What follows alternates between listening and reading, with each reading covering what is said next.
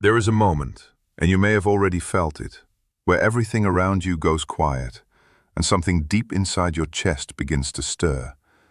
Not fear, not confusion, something older than both of those things. Something that feels like recognition. Like you have been here before, standing at this exact edge, and something enormous is about to speak. If you felt pulled to this video today, I need you to stay. Because what I am about to share is not a message I wrote. It is a message that found you. And before we go another second further, type the word renewal in the comments right now. Not because it is a trend, but because that single word is your declaration that you are ready to receive what God has been waiting to release into your life. Subscribe to this channel if no one has ever made you feel like your spiritual hunger actually matters. Because here, it does. Here, you are not too sensitive, not too much, not too broken, not too young, not too overlooked. You are exactly who this message was assembled for. You have probably spent a portion of your life feeling like you arrived late to something. Like everyone else received a manual on how to belong, how to succeed, how to be confident in their purpose, and somehow yours got lost in transit.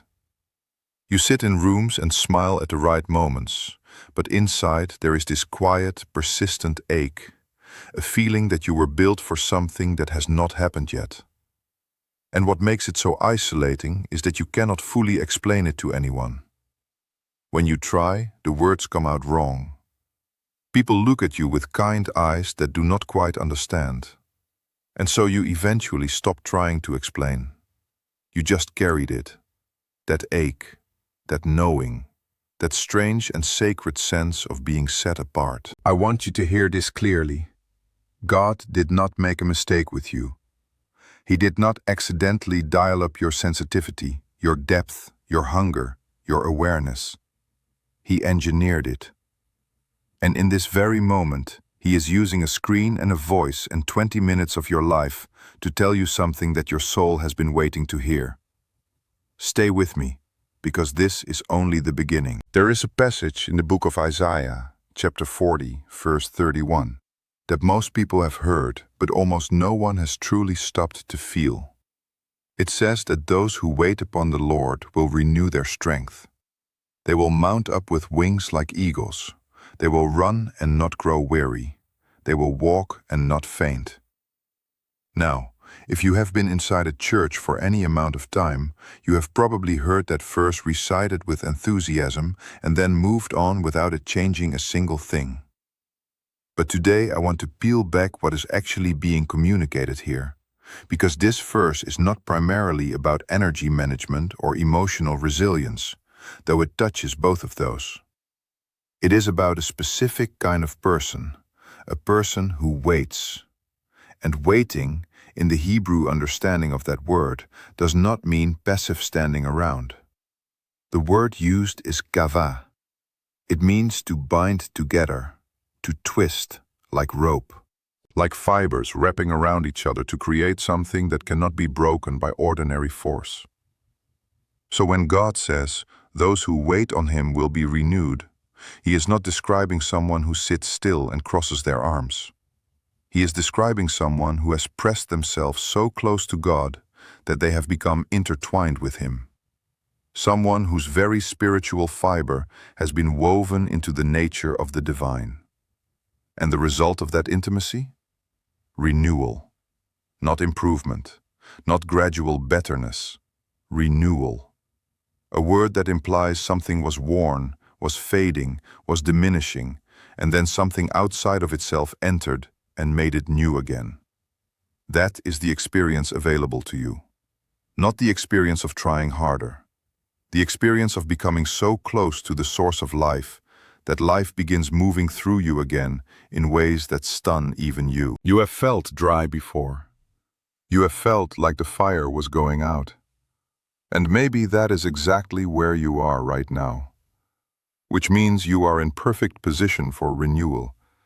Because God does not renew what is already at full capacity. He renews what has been emptied enough to receive Him completely. Let me tell you about a young man named Jeremiah. Because his story is not just ancient history. It is a mirror held up to every single person watching this video who has ever been told, in one way or another, that they are not enough, not ready, not qualified. When God called Jeremiah and told him that before he was even formed in the womb, he had been known and set apart and appointed as a prophet to the nations, Jeremiah's immediate response was extraordinary in its honesty. He said, "I do not know how to speak. I am only a youth." And that phrase, "I am only a youth," carries an entire universe of self-doubt inside it. It is the sentence of someone who has looked at the assignment in front of them and then looked at themselves and found the gap between the two unbridgeable. Maybe you have spoken that sentence in your own language. I am only just starting out. I am only 22, 31, 19. I am only someone who has failed before. I am only someone nobody knows yet. And God's response to Jeremiah is the same response he has for you right now. Do not say, "I am only a youth." For you shall go to all to whom I send you, and whatever I command you, you shall speak. Do not be afraid of them, for I am with you to deliver you. Notice what God does not do. He does not argue with Jeremiah's self-assessment. He does not say, "Actually, you are more talented than you think." He says something far more powerful. He says the qualifier you are putting on yourself is not the point. I am the point. Your youth, your inexperience, your uncertainty, none of it disqualifies you because I am the one sending you. And when God sends someone, he does not send them alone. He goes ahead of them, and beside them, and inside them all at once. Youth in this context is not a biological category. It is a spiritual posture. It is the posture of someone who is still becoming, still being shaped, still soft enough in the hands of God to be formed into something the world has never seen before. And that is not a weakness. That is precisely the condition God uses most. Here is something that the culture will never tell you, because the culture profits from your insecurity. The culture needs you to believe that you are behind, that you are late, that others are further along, that your window is closing. Because when you believe that, you buy things, you chase things, you perform for things. But God's economy works on an entirely different system. In God's economy, there is no such thing as too late, as long as breath is still moving through your body. In God's economy, the parable Jesus told about workers in a vineyard is a scandal of generosity, where workers who showed up in the final hour of the day received the same wage as those who labored since dawn. And when the all-day workers complained, the owner said something that should permanently reorder your understanding of divine justice. Is it not lawful for me to do what I wish with my own things? Or is your eye evil because I am good? The question of whether you have wasted time is the wrong question. The question God is asking you today is whether you are willing to show up now. Not eventually, now. Because He has been holding something in reserve for exactly this moment. There are rooms your hesitation has kept you out of, conversations that were waiting for your arrival, seeds that will only germinate in the specific soil of your particular story. God is not shaking His head at your timeline. He is beckoning you forward into something that, if you saw it fully, would take your breath away. The invitation has never expired. It has just been waiting for you to stop looking over your shoulder at what you missed and start looking ahead at what is still possible. Renewal is not about recovering what was lost. It is about stepping into what was always designed to begin at exactly this point. And this point is now. This breath, this video, this moment where something in your chest said, "Yes, this is for me." Now I want to talk about something that almost nobody addresses when they talk about being chosen by God. Because the word chosen sounds triumphant. It sounds like gold light and open doors and standing ovations. And sometimes, yes, it is those things. But there is a passage in the Gospel of John, chapter 15, verse 16, where Jesus says to His disciples something that reframes the whole concept of being chosen. He says, "You did not choose me, I chose you. And I appointed you that you should go and bear fruit, and that your fruit should remain. And that word remain is everything. Because Jesus is not talking about a moment of impact. He is talking about a life of endurance. A fruitfulness that does not evaporate after the first season. He is talking about something that lasts. But what is the cost of producing fruit that remains? Look at the very context of that verse. It comes immediately after Jesus describes what happens to branches that do not bear fruit. They are cut away. And branches that do bear fruit, he says the Father prunes them. Pruning is not punishment, but it is painful. Pruning is the intentional removal of parts of you that were consuming energy without producing life. And sometimes those parts of you feel like identity. They feel like comfort. They feel like the version of yourself you have known for years. And when God begins to prune them away, it does not feel like blessing. It feels like loss. If you are in a season right now where you feel like something is being stripped away, a relationship, a certainty, a version of yourself you were attached to, I need you to receive this as something that requires your deepest attention. That stripping away is not evidence that God has abandoned you. It is evidence that He is preparing you to carry fruit that will last. You cannot carry eternal weight with temporary structure. The pruning is not the end, it is the preparation. And those who emerge from it are not smaller. They are more concentrated, more focused, more capable of bearing the thing God planted them to bear. Let me introduce you to a concept that is hidden in plain sight throughout the entire biblical narrative. It is the concept of divine reversal. Over and over again, God selects the one that the world has overlooked and elevates them to the position that the world would have given to someone else. David was not brought in from the fields when Samuel came to Jesse's house. He was so far from anyone's consideration that his own father did not think to call him. Samuel had to ask, essentially, "Is this everyone?" And only then did someone remember the youngest one, the one tending sheep, the one with dirt on his hands and wind in his hair. And when David arrived, God said to Samuel, "Arise, anoint him, for this is the one." Not the tallest, not the most accomplished, not the one who had spent years preparing for visibility, the forgotten one, the one whose own family had unconsciously written out of the story. And here is what I need you to hold on to. God's choosing of David was not a correction of an oversight. It was not God filling a gap that human preference had created.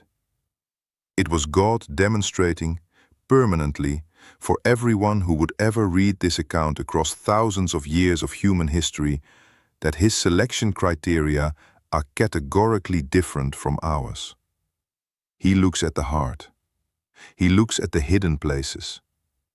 He looks at what is happening in you when no one is watching, when there is no applause, when there is nothing to perform for.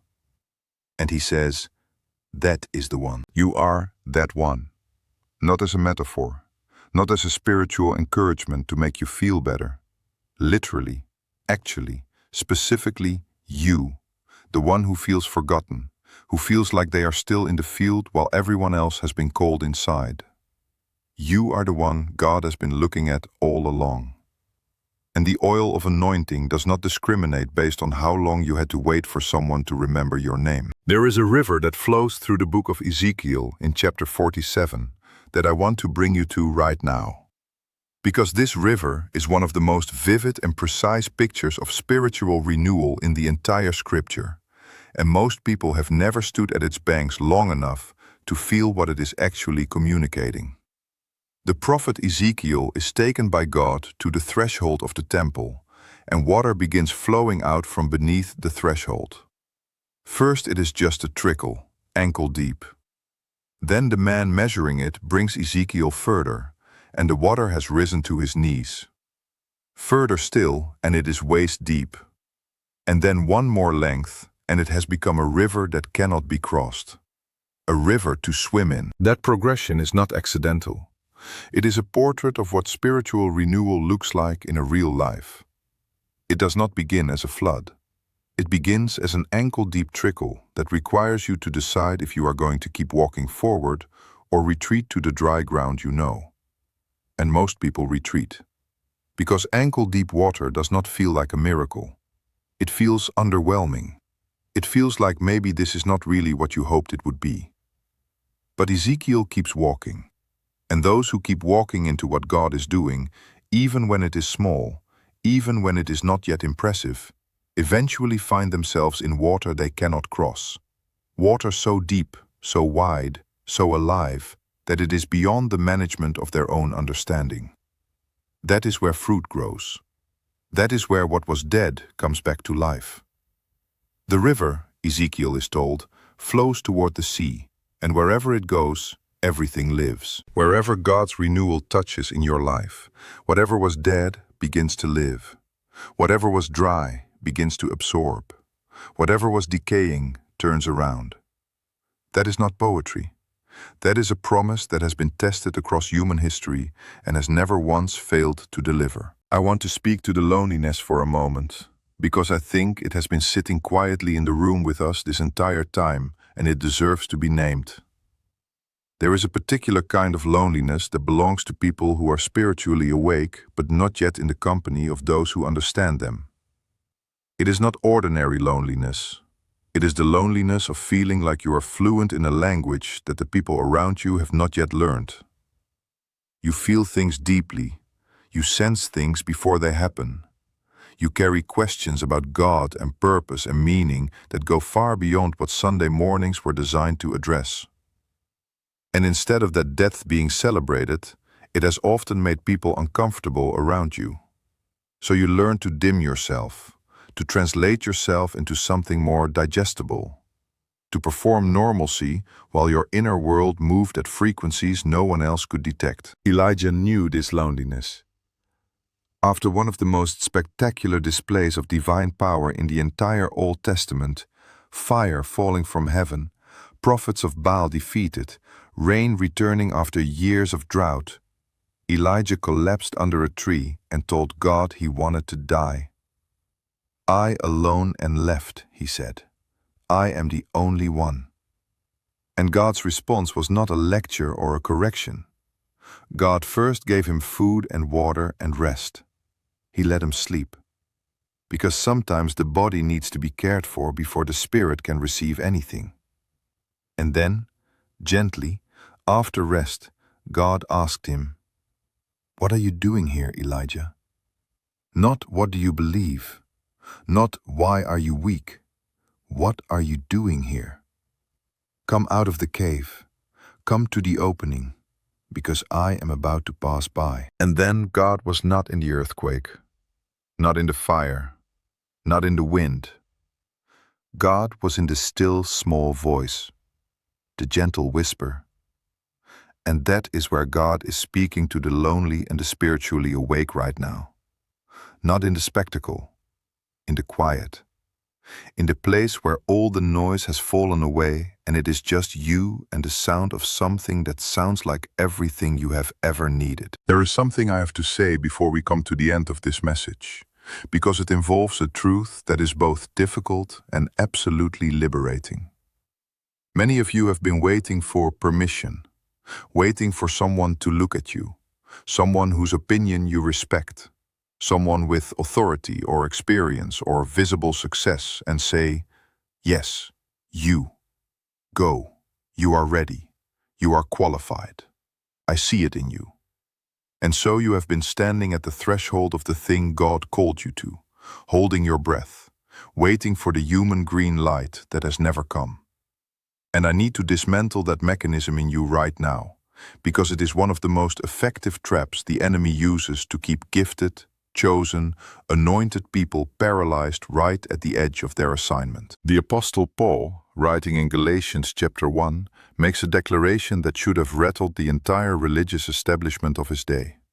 He says that when the revelation came to him, he did not immediately consult with flesh and blood. He did not go to those who were apostles before him. He went away to Arabia. He sat with God directly. And what he received in that place was not second-hand, not mediated through institutional approval, not validated by anyone's reputation or endorsement. It was direct. It was personal. It was between him and the God who had known him before his mother's womb. The same God who spoke to Paul is the same God who has been speaking to you. The same God whose voice you have been quietly hearing, quietly doubting, quietly pushing to the margins because no one around you was affirming it. He does not need a committee to confirm his calling. He called you. He is equipping you. And the proof that the calling is real is not the applause of the crowd. It is the persistence of the knowing. The fact that no matter how many times you tried to walk away from it, it kept walking with you. That is not coincidence. That is covenant. We have come to the place where I want to bring everything together, because the message you have received today is not meant to remain as information in your head. It is meant to become activation in your life. From the moment you arrived at this video, something was already happening. The God who arranged this moment, who knew before the foundations of the world that you would be sitting exactly where you are sitting right now, has been speaking the entire time through every word, every image, every breath between the sentences. You are a chosen one. Not in the way that fills a person with pride, but in the way that fills a person with holy weight and sacred purpose. You were known before you were formed. You were set apart before you set foot in this world. Your youth, your newness, your season of becoming is not your weakness. It is the very medium God is using to demonstrate that His power is made perfect in what looks incomplete to everyone else. Every river that is now waist deep in your life was once ankle deep, and you kept walking. Every pruning that left you raw and exposed was preparing you for a fruitfulness that will remain long after you are gone. The loneliness you have carried is not evidence of abandonment. It is evidence of election. God tends to isolate before He elevates. He tends to quiet before He commissions. And the still small voice you have been hearing, the one you keep dismissing because it does not come with enough fanfare, that voice is the most trustworthy sound in the universe. Follow it. You do not need permission from anyone who has not seen what God has seen in you. You need only to turn toward the river that is flowing from the threshold and keep walking forward until the water is deep enough to swim in. And when it is, you will know. Because everything around you will begin to live. Comment renewal right now if this message landed somewhere real in you. Share this with someone who has been waiting to feel seen. And come back to this channel, because there is so much more that has been prepared for people exactly like you. The message is not finished. It has only just begun.